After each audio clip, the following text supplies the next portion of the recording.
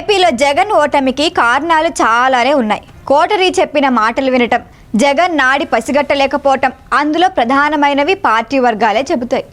Jagan coterie అంటే Vijayasai Reddy, YV Subbareddy, Sajjala Ramakrishna Reddy. వీరు కాకుండా ఒకరిద్దరు నాయకులు కాని వారు కూడా లిస్టులో ఉన్నారు. అయితే వీరిలో ప్రధానంగా అందరి వేళ్లు సజ్జలనే చూపిస్తూ ఉంటాయి. కానీ వారి ఆరోపణలు జగన్ ఏమాత్రం పరిగణలోకి తీసుకున్నట్లు లేదు. ఓటమి తర్వాత జగన్ సజ్జల రామకృష్ణారెడ్డిని దూరం పెట్టలేదు. ఇటీవల పార్టీ పదవుల్లో కొన్నిటిని భర్తీ చేసినా సజ్జలకి ఉన్న ప్రాధాన్యత మాత్రం తగ్గలేదు. ఎందుకిలా? సజ్జలపై జగన్కి అంత నమ్మకం ఏంటి? నిండా మునిగినా ఇంకా సజ్జలకి జగన్ ప్రాధాన్యత ఎందుకు తగ్గించలేదు?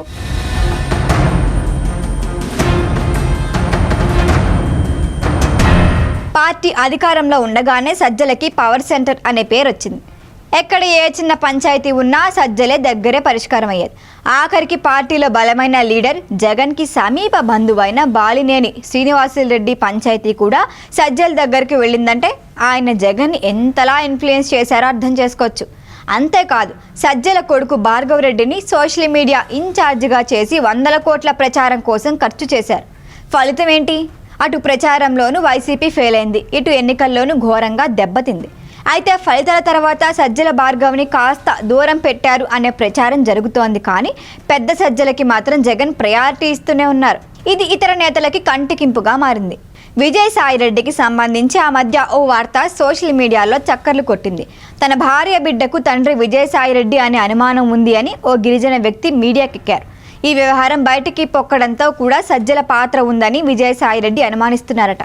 అందుకే తన ప్రెస్ మీట్లో సొంత పార్టీ నేతలు కూడా తనపై జరిగిన తప్పుడు ప్రచారంలో ఉన్నారు అని ఆయన నర్మగర్భ వ్యాఖ్యలు చేశారు. ఆయన కూడా జగన్ పట్టించుకోలేదు. ఓ మహిళా నేతతో సజ్జల సన్నిహితంగా ఉంటారు అనే ప్రచారం ఉన్నా కూడా ఎవ్వరూ పట్టించుకోరు. తాజాగా సజ్జలపై మరో విమర్శ వెలుగులోకి వచ్చింది. ఓ ముంబై హీరోయిన్ని బ్లాక్మెయిల్ చేయడం కోసం ఐపీఎస్ అధికారులు కొంతమంది సజ్జల వినియోగించుకున్నారు అనేది ఆ వార్త సారాంశం. వైసీపీ నాయకుడిని పెళ్లి చేసుకోవాలి అని ఒత్తిడి తేవటంతో ముంబై హీరోయిన్ని అడ్డు తొలగించుకునే క్రమంలో ఈ ఎపిసోడ్ జరిగిందని అంటున్నారు. ఈ ఆరోపణలపై సజ్జల వెంటనే విరుచుకుపడ్డారు.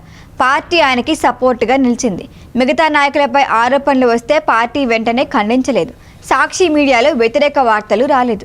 కానీ సజ్జలపై ఆరోపణలు వస్తే మాత్రం వెంటనే పార్టీ తరఫున ఖండన ప్రకటన వెలువడింది.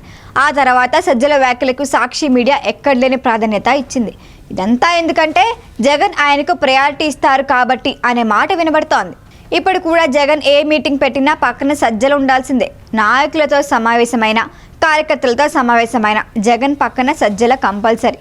ఆయన అంతగా నమ్ముతున్నారు మాజీ ముఖ్యమంత్రి. గెలుపులో సరే, ఓటమి తర్వాత కూడా ఆయన నిజాలు తెలుసుకోలేకపోతున్నారు అని చాలామంది అంటున్నారు. సజ్జల్ని పక్కన పెట్టి వాస్తవాలు గ్రహించాలి అని పార్టీ నేతలు జగన్కి హితబోధ చేస్తున్నారు. ఆ మాటల్ని జగన్ ఏ మేరకు చెవికెక్కించుకుంటారో చూడాలి.